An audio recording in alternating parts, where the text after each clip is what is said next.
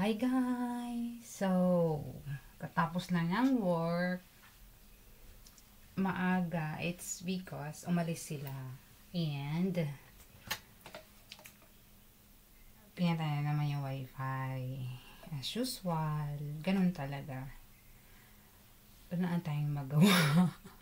Buti na lang itong laptop ko, parang nakakonect siya sa doon sa medyo malayong router. Dalawa kasi yung router dito.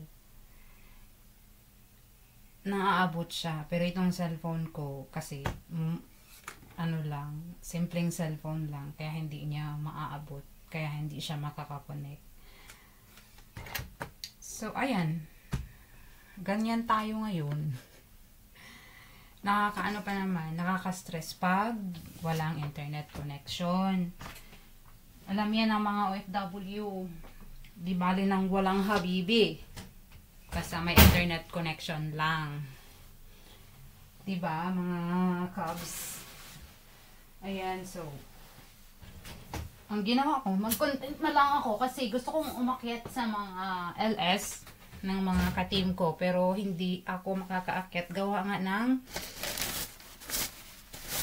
wala akong internet. So,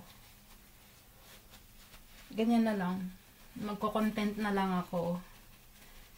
So, ngayon sa Pilipinas, panahon na graduation. Daming namimiss natin sa na mahalagang event sa buhay ng mga mahal natin sa buhay na nasa Pilipinas. Ako kanina, tumawag yung aking son, sabi niya, nag-send siya ng screenshot ng conversation nila ng teacher ng aking bunso, na yun nga daw, naka with honors. Pero, sa portfolio lang, sa all over, parang hindi na siya pumasa. Tapos, sali daw siya sa dance, sa sayaw, may presentation sila. Naisip ko talaga, sabi ko, lumaki na yung anak ko, ang dami. Kasi iniwan ko siya, 7 months pa lang siya. Dahil sa sobrang hirap ng buhay, kaya nakapag-decide akong mag-abroad. Birong 7 months pa lang siya. Yung iniisip ko, pero sabi naman ng tatay niya is alagaan niya. Okay naman kasi yung tatay niya dati, maalaga naman kasi. Tapos, sabi kasi ng nanay, ng biyanan ko, di naman daw niya pababayaan yung apo niya. So, ngayon, nag-decide ako kasi sobrang hirap ng buhay sa Pilipinas talaga, as in, nung time na yun. So, year 2017. So, ngayon, 2017, December 5, ako nag-flight. But before niyan, sobrang hirap ng dinaanan ko kasi nga may pre-medical. Nagpunta ng Tacloban. Tapos at that time, nag-breastfeed pa ako noon. Awawa talaga siya kasi nga, yung parang, madaling araw kaming umalis kasi nga, sa ospital ng doon, kung saan kami mag-pre-med, pila. Tas marami kami, I think, mga 6 kami or 8, ganyan. Mga nanay din, kadalasan, mga nanay. Walang dalaga. Ayun. So, nagpunta kami sa Tacloban, it's, I think, 1 hour and a half or 1 hour. Ganyan. 1 hour. Kasi van yun. Hindi nagsistop. Pag bus, matagal. Tas van yung sinakyan namin. So, madaling araw kami umalis. Sabi nga ng biyanan ko, sabi niya, pag umalis ka, wag kang lumingon. Kasi nga, iiyak daw yung bata. Naniniwala naman ako, so, hindi talaga ako lumingon hanggang sa nandoon na kami sa Tacloban. Grabe na yung, alam kong gutom na yung anak ko. Kasi nga yung, nag-aano na yung breast ko. Sabi ko, at this time, gutom na talaga yun. Pero naman siya, lumaki siyang, may talaga, may nagme-milk din siya sa bottle. Tapos ayun, Pumasa naman ako sa medical. Doon na nag-start ng processing ng papers para makakuha ng passport. Tacloban din yun. Habang nag-aano ng papers ko, ito namang biyanan ko dati, we are close. Tapos, kampante naman ako kasi nga mahal na mahal nila yung apo nila. Tapos ngayon, ang bilis ng processing ko kasi nga nag-start ako mag-process ng August. Nag-pre-med ako ng August ba yun? Nag-pre-med ako ng August. Nakakuha ko ng passport. Nag-pre-med ako July. Tapos inirush yung passport ko eh. So, nakakuha ako ng passport by August 2017. Ngayon, sabi ko nga, ito na yun. Wala nang lingunan. Sabi ko, ito na yun. Sabi ko, kasi nga, hinihiling ko kay God. Sabi ko, God, before ako nag-apply, God, sana naman is maging okay yung path na tatahakin ko. Sabi ko, give me a sign. Sabi ko, pumasa ako sa medical. Walang problema. Lahat. Walang problema. Samantalang dati, sabi nga may narinig nga akong sabi, Jesus, mag-abroad yan. Diyos ko, hindi yan makakapasa sa medical. Ang lakas uminom niya. Ang lakas uminom niyan. Yung isang, emperador, ginaganyan lang, sabi niya. Pero hindi ako nagpatinag, dire-diretso lang. Kasi nga, once na makarinig ako ng negative, parang aatras ako. Ayun, sabi ko. Kasi nga, noong time na yun, wala kaming bahay. Nakatira kami sa, yung parang kulungan lang ng baboy. Yung ang liit, sobra. Ang liit ng bahay namin dati. Tabi talaga ng kalsada. Halimbawa, ito yung pinto namin, kalsada na yan. Napakadelikado pati kasi nga, dumadaan yung mga sasakyan. Ang dami-dami kong nakikitang may driver na nakatulog. Doon nga sa may medyo itaas sa amin, nabunggo yung bahay niya. Buti na lang wala sila. That time. Nabunggo ng van yung bahay nila. Tapos, how much more kami, na as in, lang talaga sa kalsada. Tapos, hindi ako nakakatulog masyado kasi nga, ang ingay ng sasakyang dumadaan. Tapos, ito pa, minsan, may mga baliw na dumadaan. Tapos, kumakatok dun sa bahay. Hindi ako nakakatulog talaga as in. Pero, iniisip ko, okay na to. Kaysa naman, makikitira kami. Dati naman kasi may bahay kami, may bahay akong pinagawa, pero hindi sa amin yun, sa lula namin. So, nung namatay na ang lolo't-lola namin, wala na akong powers dun, di ba? Kasi nga, sa lolo't-lola namin yun.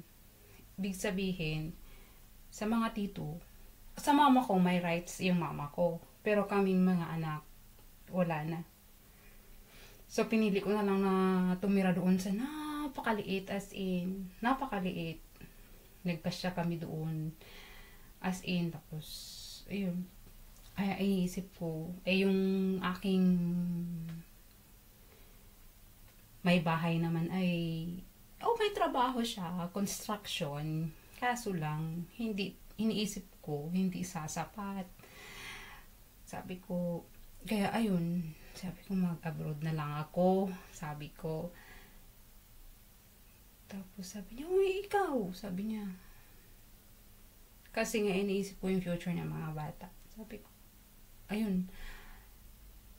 Pero bago yun, nagdasal muna ako kung ano ba yung Lord. Sobrang nahihirapan na ako. Hindi ako nahihirapan sa sarili ko kasi pwede naman akong kontento na ako sa buhay ko. Yung parang, makakain ako ng 3 beses sa isang araw, okay na.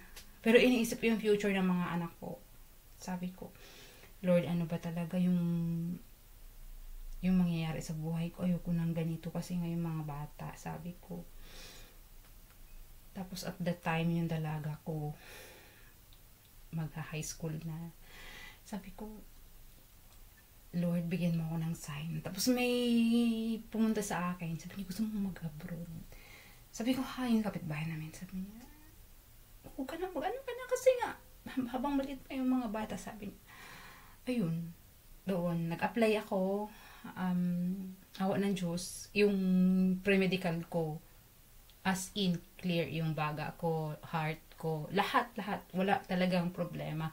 Sabi niya, fit to work ka. Sabi niya, tapos sabi ko, thank you Lord. Habang pumapasa ako, habang yung successful yung mga processing ng papers ko,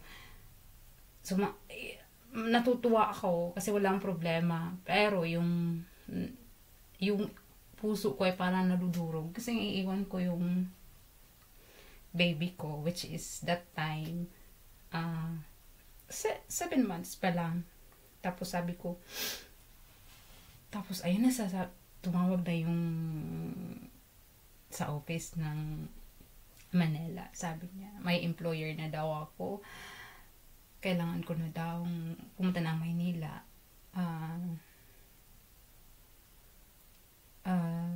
September. Sabi ko, sige. Sabi ko, mag-go 1 year yung anak ko by November. Sabi ko, pwede bang, kailan sa November? Sabi niya, November 31. Sabi niya, hindi. Kasi nga, pinaparash ka na ng employer mo. Sabi niya. Sabi ko, sige. Ayan, lumuwas ako na Maynila, September 16. Grabe talaga yung iyak ko nun. Tapos, iniisip ko, sabi ko, tapos tinawagan ko yung kapatid ko, yung lalaki na kapatid ko, yung sumunod sa akin, yung nawala sa amin. Sabi niya, mag-a-abroad ka, sabi niya. Buti naman, nakapag-decide ka din para sa future ng mga anak mo. Sabi niya, pinadalhan ako ng 5,000. Sabi niya, naalala ko siya. Sabi niya, ayan, bili mo ng gatas ng bata. Ayan, binigyan ko ng maraming gatas sa stock. Tapos, yung diaper. Tsaka, yun talagang pinakamahirap sa akin yung new journey. Tapos, iiwan mo yung anak mo. Yung pagsakay ko talaga ng bus, ayaw ko talaga silang maghatid sa akin. Kaso lang sabi, hahatid ka namin doon. As in, tawa lang ng tawa yung anak ko. Hindi niya alam na lalayo na ako sa kanya. And then, that time, pagsakay ko talaga ng bus, kasi nga aalis na, pag akyat ko talaga, parang nanghihina ako. Tapos sabi ko, iniisip ko, Lord, tulungan mo ko, i-guide mo ko. Sabi ko, nakakayanin ko. Sabi ko, tapos ayun, pagdating ko lang Maynila, September 17, kaagad ako, medical kami. Yung general medical na. Tapos, yung may exam. Tapos, pumasa naman ako, awa ng Diyos. Yung medical doon sa Maynila, iba sa medical dito sa, Tapos, sabi ko, pumasa naman ako, yung test ako, pumasa ako, yung ang dami-daming sakripisyong ginawa. Tapos sabi ko, magbe-birthday yung anak ko. 1 year, sabi ko, Ma'am, pwede ba akong umuwi? Bawal kaming lumabas talaga. Once na nakaprocess na yung papers namin, bawal na kaming lumabas. Tapos ayun, sabi niya, hindi ka pwedeng umuwi kasi nga magpa-flight ka na. Sabi niya, di pa niya alam. Pero na ako, lahat kompleto na yung papel ko. Nakapirma na ako ng kontrata. Hindi ko pa nakita yung ticket ko. Sabi niya, December 5, yung alis mo. Gahol na kasi nga, November 31 yung birthday ng anak ko. Tapos, hindi na ako naka-uwi. Nag-video call na lang kami. Happy birthday. Buti na lang nandyan yung mga kapatid ko. Yung kapatid ko. Habang nagkakanta ako, umiiyak ako. Sabi ko, gusto kong mayakap yung anak ko sa one year birthday niya. Ay, hindi pwede kasi nga paalis na ako. Ayun, doon talaga nung nasa airport na ako, nung nasa airplane na, doon talaga bumuhos lahat ng luha ko. As in, sinabi ko na lang, Lord, palakasin mo ko, sabi ko. Kasi sobrang hina ko na nung time na yun. Gusto ko nang bumalik. Gusto kong umatras. Pero hindi. Sabi ko, patuloy ko to. Sabi ko, para sa future ng mga anak ko. Sabi ko. Tapos ngayon, ayan na. Nung dumating ako dito, December 5, 2017, hindi naman ako as in pinalad sa amo ko. Sobrang stress ako. 2 times ako nagpabalik sa office.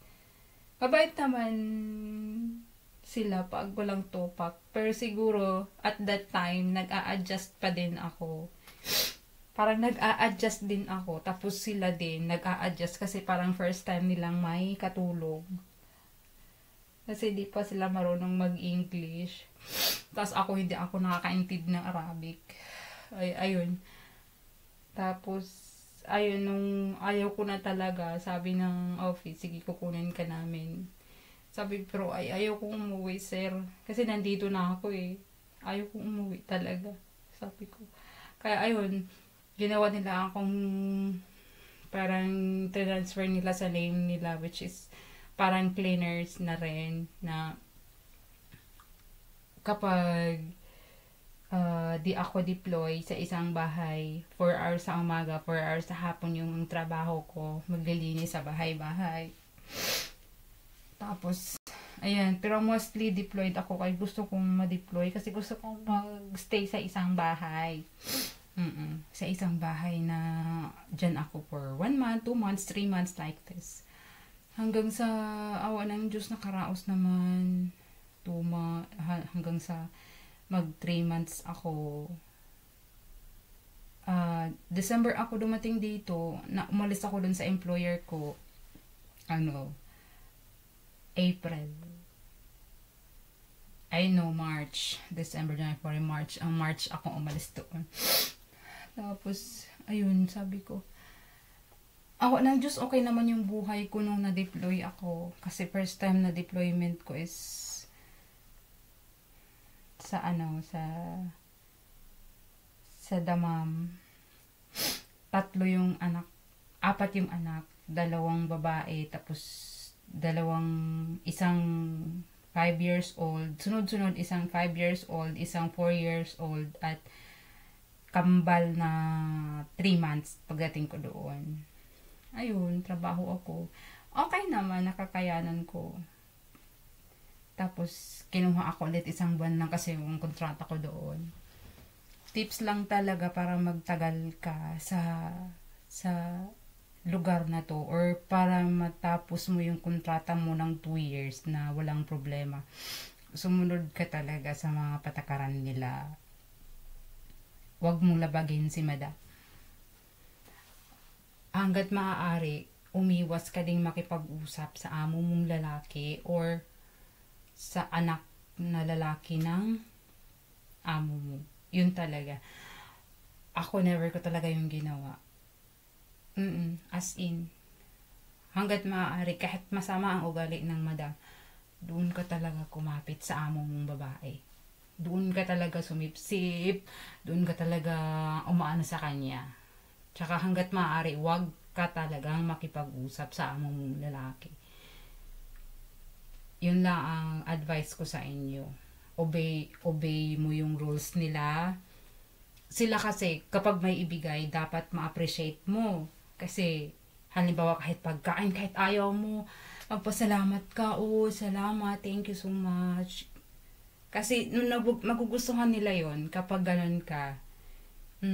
Tapos, eto pa, ayaw nilang nagdadabog ka.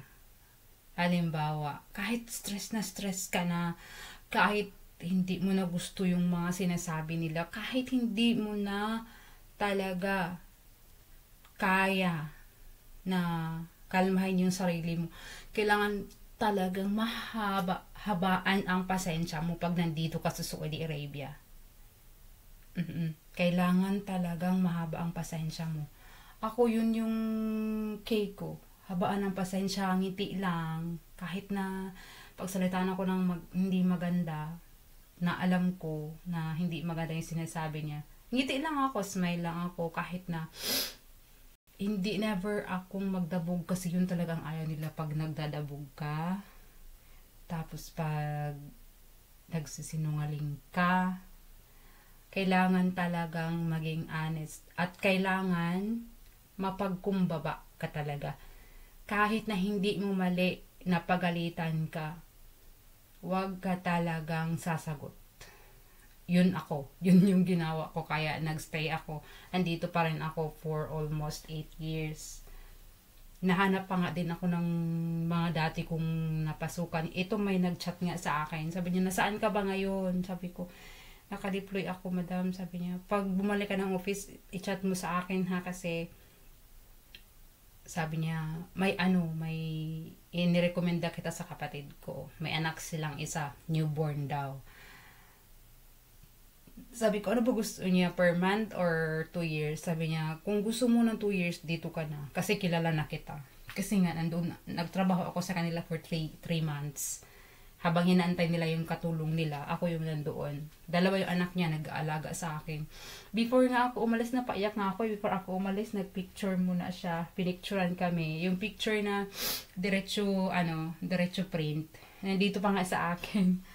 Nandito pa sa akin yung picture ng mga bata. Ayan, ganyan lang.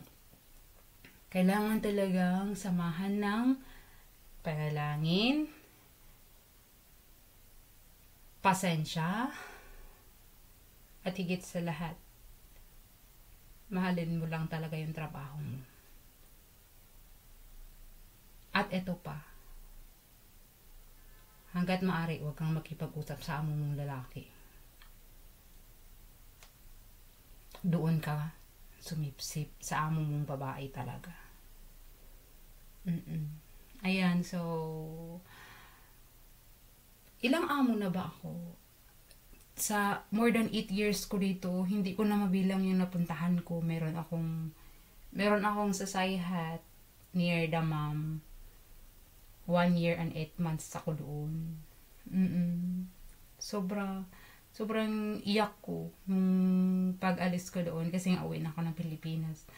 Napunit yung abaya ko kasi nga yung mga bata, hinawakan yung abaya ko, ayaw akong paalisin. Kasi pag nagtrabaho ako, kahit anong sama ng ugali ng madam, di talaga ako umiimik. Umingiti lang ako. Kahit na pinapagalitan ako na hindi ko naman kasalanan. Okay, fine.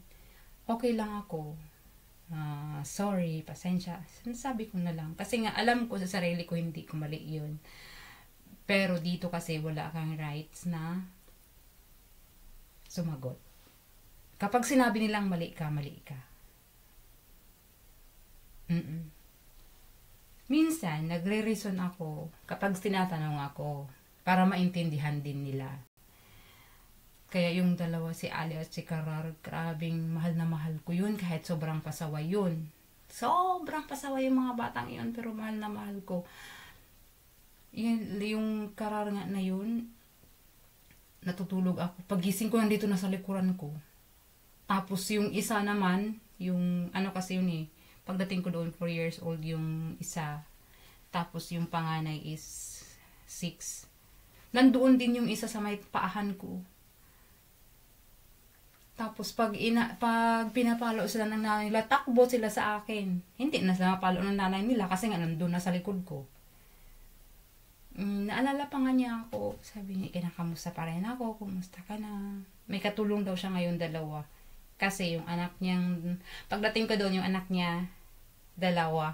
Hanggang sa nabuntis siya ng anak, ako pa rin nag-alaga sa pangatlo. Tapos nanganak na naman ulit ng pang-4.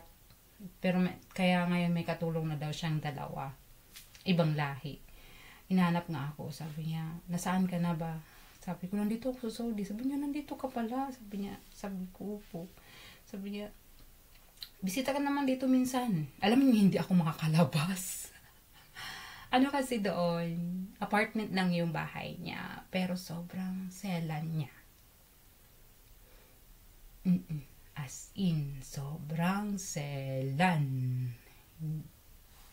Yung mga ganyan-ganyan, yung mga dingding, ginaganyan niya yan.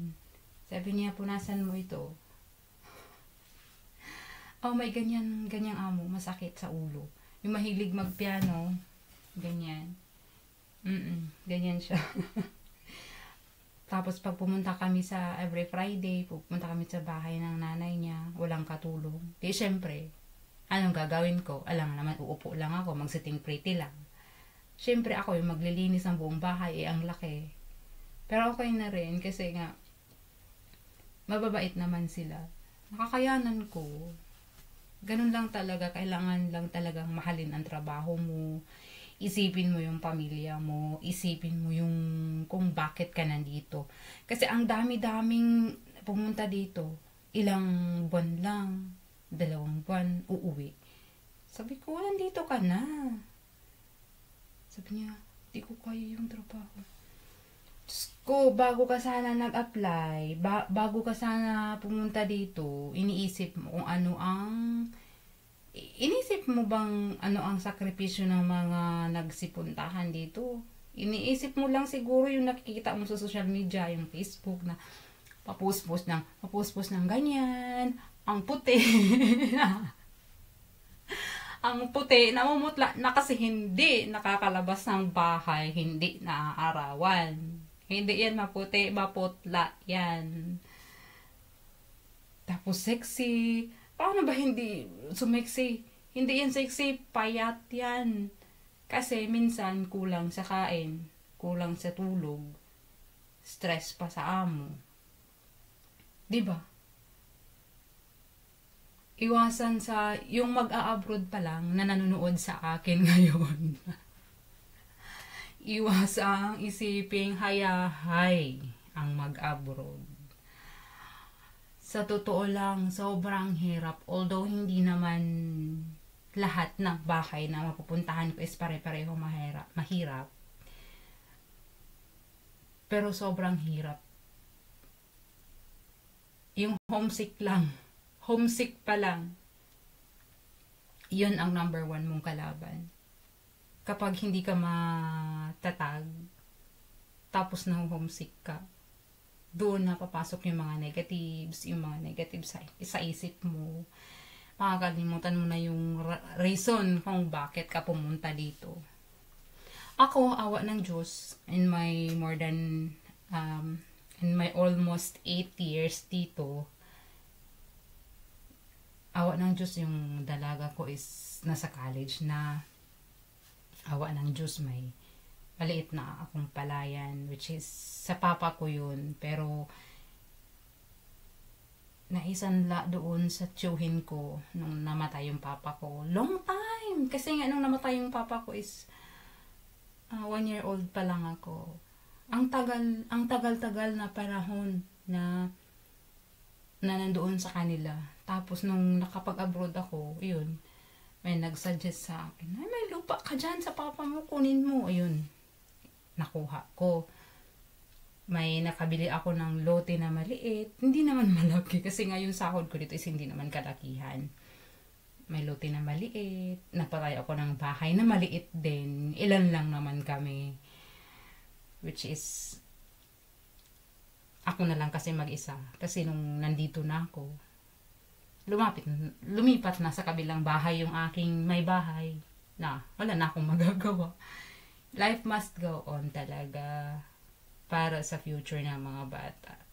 Kaya ayan, ganyan. Nakakamiss yung mga time na graduation, birthday, fiesta. Di mo ma-spend sa kanya. Kaya nga ngayon nakikita ko sa yung iniwan kong 7 months dati. Nakikita ko sa cellphone, sabi niya. Niisip ko, ang laki na niya pero ang dami kong na-miss sa buhay niya. Lumaki siyang hindi nawala ako. Through phone lang kami mag-uusap.